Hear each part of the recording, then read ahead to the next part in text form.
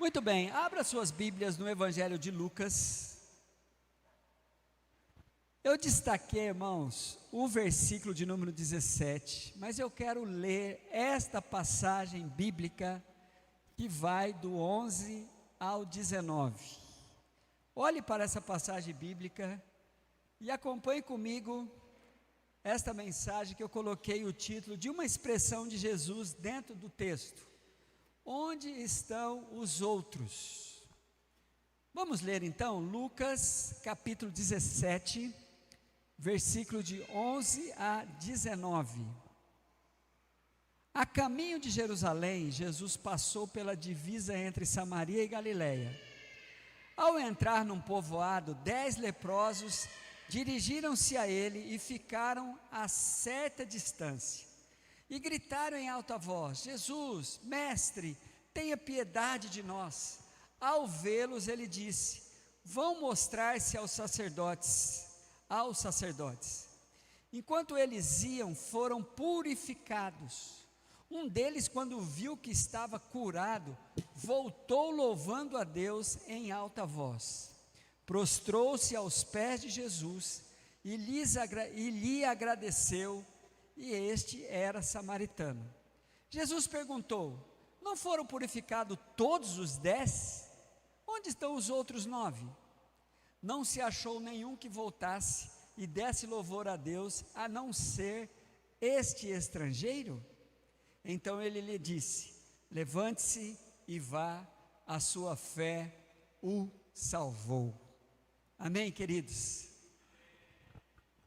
Interessante que nós encontramos essa passagem bíblica aqui, onde aparece uma enfermidade que tem um símbolo muito forte ligado a um indivíduo amaldiçoado, marginalizado e na expectativa do seu tempo, era tipo assim, quem tinha essa doença era uma pessoa que sofria muito preconceito, a ponto de precisarem serem separados do convívio social. E a Bíblia diz que esses leprosos viviam juntos. E a primeira coisa que eu olhei para isso aqui é que eles eram unidos na desgraça. Eles viviam fora da cidade. Entre eles não havia acepção de pessoas.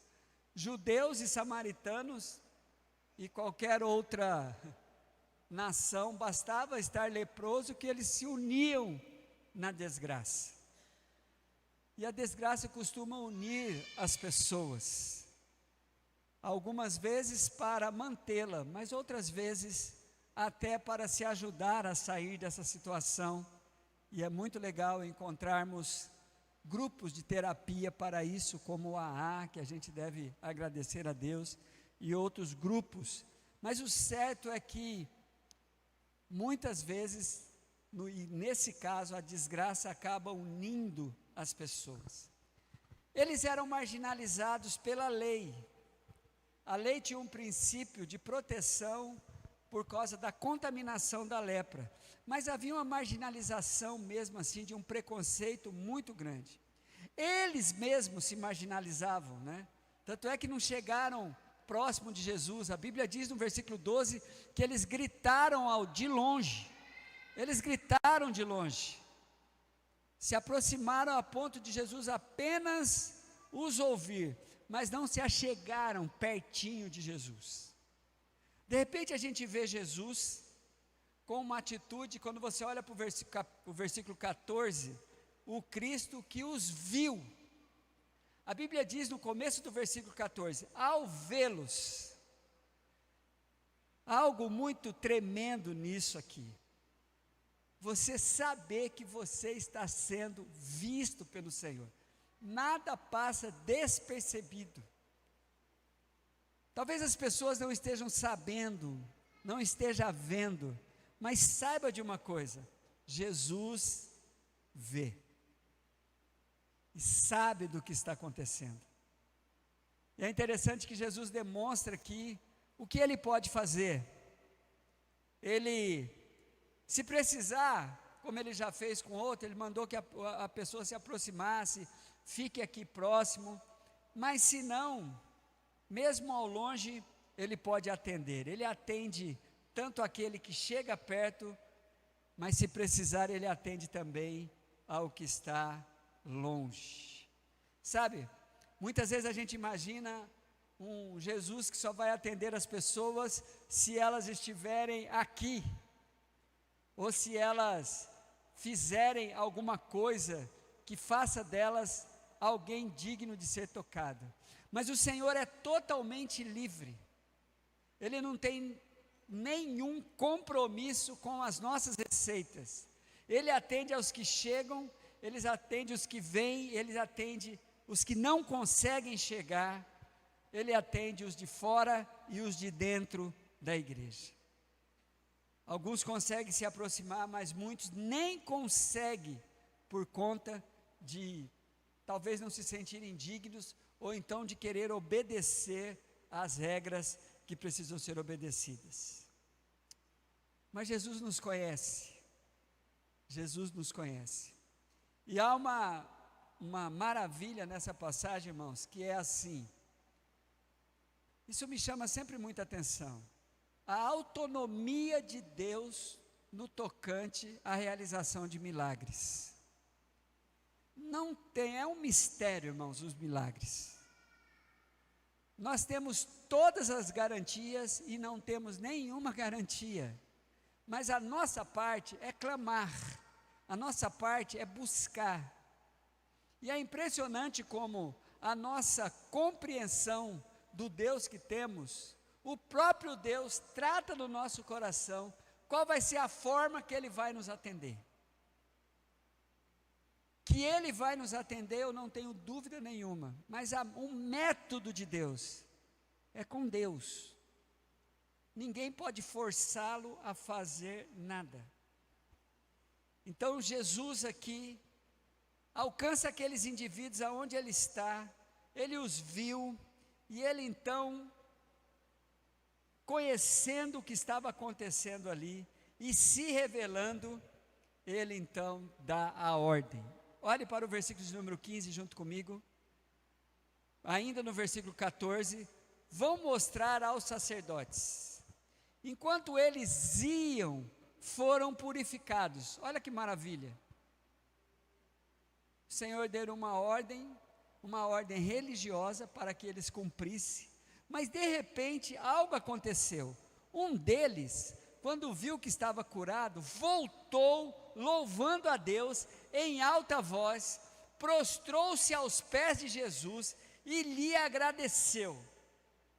É interessante, este homem, ele percebe que algo aconteceu, e quando ele passa pelo princípio, sem saber que estava passando por aquilo que vai nos ser ensinado, em 1 Coríntios 11, 28, quando a Bíblia, ali no momento da ministração da ceia, ela manda que nós examinemos a nós mesmos,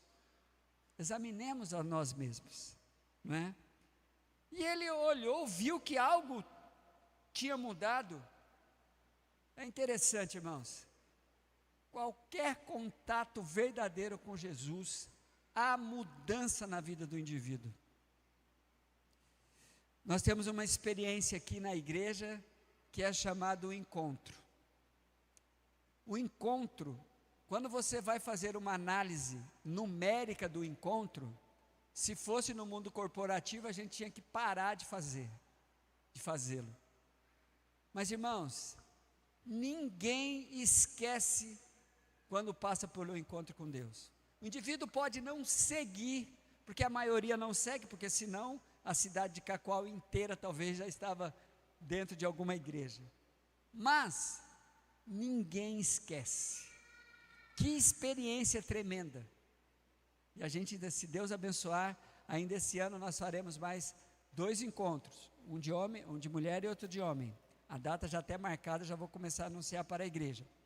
Mas é algo assim, é uma experiência que se tem com a palavra de Deus, com Jesus, que é inesquecível. Aquele homem viu que algo havia mudado. Ninguém fica a mesma pessoa depois de ter tido um encontro com Jesus. Ainda que, graças a Deus, que a proporção da Bíblia é a mesma da nossa realidade aqui. Ou melhor, a nossa realidade está dentro da proporção da Bíblia. Aquele homem, quando se viu curado, ele muda a sua trajetória. Ele estava numa marcha religiosa, ele estava cumprindo uma ordem que era normal, mas por ser quem ele era, e totalmente desprovido das leis que cercavam um leproso, quando ele se viu, ele pegou e voltou. Ele não continuou aquela marcha. E aí aparece a pergunta de Jesus, para nos trazer um ensino, irmãos, maravilhoso. Na pergunta de Jesus, há princípios a serem vividos aqui. Ao olhar para o versículo 17, que foi o versículo proposto no nosso banner, Jesus perguntou: não foram purificados todos os 10? Jesus sabia que todos os 10 haviam sido purificados, mas onde estão os outros 9? Que coisa maravilhosa, irmãos. Onde estão os outros 9? No afã de cumprir as regras, mostrar aos sacerdotes, porque isso fazia parte do protocolo. Quando alguém tinha uma suspeita de que a sua lepra havia curado, ele tinha que passar, mais ou menos como acontece hoje, por uma perícia, e os peritos eram os sacerdotes. No afã então de cumprir essas regras, mostrar aos sacerdotes, eles deixaram de fazer o que era preciso, o que era fundamental. E aqui há um alerta, irmãos. Tome muito cuidado quando regras religiosas, quando atitudes que está dentro de usos e costumes muitas vezes, ou então de uma rotina religiosa sua, você pare de fazer o fundamental, o necessário, o que realmente vai autenticar a sua vida por ter sido tocada por Jesus. Esses homens, no afã de cumprir então essas regras, eles deixaram, nem olharam. Eu acredito, a Bíblia não fala que eles olharam para si. Eles na verdade falam assim, ó, a expectativa talvez foram avisados pelo sacerdote. Ó, mas você está tudo bem. Mas o outro não. O outro olhou para si, viu que algo tinha acontecido e não foi para o lado errado. Irmãos, tome muito cuidado, porque a religião que dentro da expectativa nossa é para nos, e dentro do significado da palavra, que vem do latim religare, para nos religar a Deus, ela pode muitas vezes, e eu arrisco dizer que quase todas as vezes, ter um efeito contrário, de não religar, de não nos aproximar, porque não foi uma religião que Jesus deixou aqui, mas um estilo de vida, onde um dos princípios desse estilo de vida é a gratidão, porque de alguma forma Deus tem realizado uma obra na minha vida. Amém, queridos? A gratidão. E a gratidão é um princípio fora do comum. Aqueles homens correram para o lado errado. Não corra, cuidado para a religião não levar você para o lado errado. Ao olharmos para dentro de nós, ao percebermos o que Deus está fazendo, ao termos o princípio da gratidão, nós não vamos fazer parte da maioria. Essa que é a proporção que aparece na Bíblia. Queridos, na Bíblia a maioria nunca esteve certa. Nunca. Impressionante. Foram 10 purificados, mas apenas um voltou. E Jesus ainda faz uma coisa muito irônica. Ele destaca quem foi que voltou. A Bíblia, continue olhando aí para o versículo de número 18. Não se achou nenhum que voltasse e desse louvor a Deus, a não ser este estrangeiro. Esse estrangeiro, Jesus estava fazendo menção de quem ele era. Ele era um samaritano. E aí vem um ensino tremendo para nós aqui. Para um judeu, o samaritano não tinha jeito, não havia possibilidade. Se era alguém que voltaria daqueles grupos dos 10, jamais seria um samaritano, por conta deles não serem mais dignos da misericórdia de Deus, deles não serem mais dignos de se aproximar e ser abençoados por Deus. O samaritano não tinha jeito, qualquer um voltaria na mente de um judeu, menos samaritano. E aí aparece uma coisa aqui: o certo foi feito por quem não esperava. Se eu fosse fazer um trocadilho, o certo foi feito pelo errado. Queridos, esse samaritano traz alguns ensinos para nós. Ele recebeu a cura, e não foi só do seu corpo, mas também da sua alma, porque ele volta com uma alma sedenta. A Bíblia diz que ele voltou louvando a Deus, e fazendo isso com estardalhaço, vibrando, gritando. A Bíblia diz que ele fez isso em alta voz.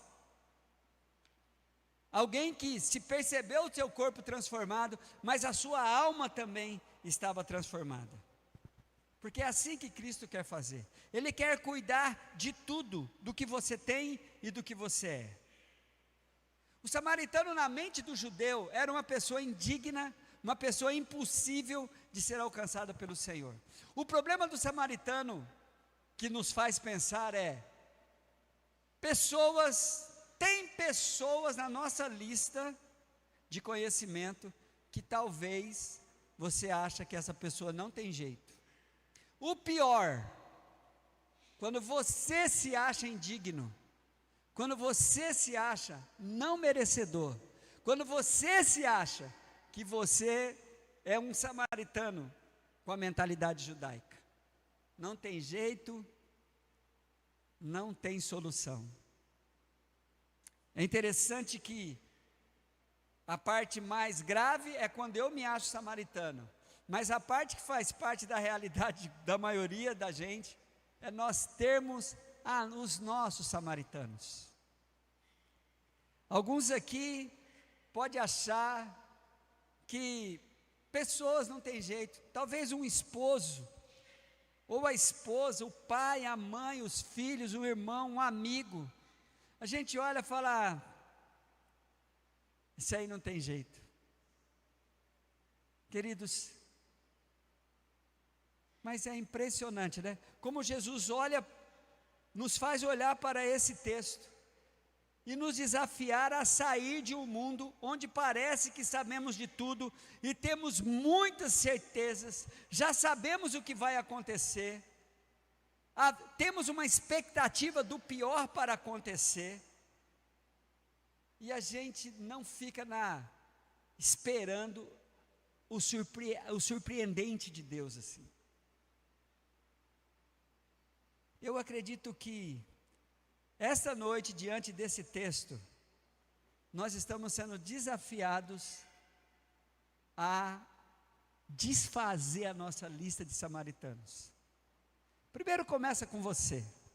Você sabe, e na sua avaliação, e na ideia do inimigo da sua alma, e talvez de algumas pessoas, você pode se achar indigno. Mas diante do Senhor, o que Deus quer é um coração aquebrantado, necessitado, e que clame por Ele, e que esteja pronto para receber a bênção que vem direto dEle, apesar das suas opiniões de serem dignos. Mas eu quero também te desafiar a perguntar: quem são os samaritanos da minha vida?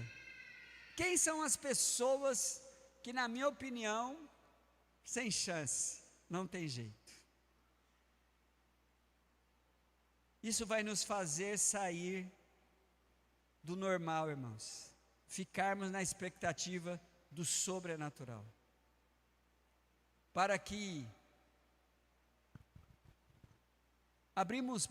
venhamos abrir mão, porque muitas vezes parece que a gente está no controle, né? Até a nossa opinião parece que controla a situação da pessoa. Eu já sabia. Era assim mesmo, do jeito que estava, não é? Você já sabia. Mas quando Jesus termina, o desfecho dessa história é muito maravilhoso. Jesus se dirige ao improvável, Jesus se dirige àquele homem, se dirige àquele samaritano que estava prostrado diante dele e lhe dá a ordem: levante-se, vá, a sua fé o salvou. Vamos aplaudir ao Senhor por isso, queridos? As pessoas têm, irmãos, todos, eu creio, têm a fé necessária para se levantar e ir em direção da vontade de Deus, ou caminhar na vontade de Deus. Jesus honra aquele homem, fala que ele tinha uma fé, e foi essa fé que fez com que ele estivesse salvo. Percebe que Jesus falou: a tua fé te salvou, não te curou não, porque curado ele já estava, os 9 já estavam curados. E esse mistério da cura, de Jesus curar pessoas, de haver curas em vários lugares, com várias pessoas testemunhando, não tem nada a ver com salvação. Mas o que Jesus fala, que a tua fé te salvou, porque aquele homem foi alcançado na outra enfermidade, que não era só a da sua pele, mas a enfermidade da alma. O salmista no Salmo 41, irmãos, vai lá para o Salmo 41, ele faz um pedido para o Senhor, e esse pedido é o pedido que vamos fazer agora, ao concluir essa mensagem. Olha o que diz o Salmo 41, por favor.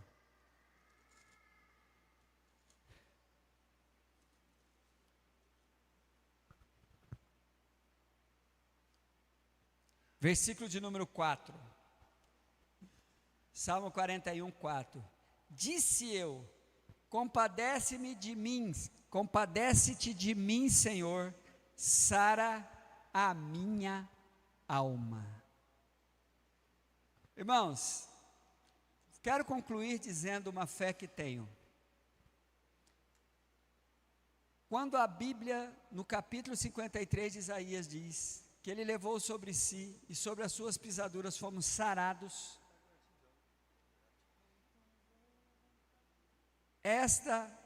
o ser sarado ali está ligado diretamente às enfermidades de nossa alma. E em Cristo, a enfermidade da alma vai sempre ser curada. Levante você aí do seu lugar, porque você é uma pessoa que Deus está falando com você assim: olha, você tem fé aí, basta exercitá-la. Não duvide que Deus pode transformar os samaritanos da sua lista. Não duvide que Deus está desafiando hoje a você a quebrar as suas rotinas religiosas. Tem algumas ordens que parece que a gente tem que cumprir, a gente acaba esquecendo de Jesus, acaba esquecendo da gratidão por conta dos nossos desafios. Onde estão os outros? Jesus está procurando você, e Ele está te achando.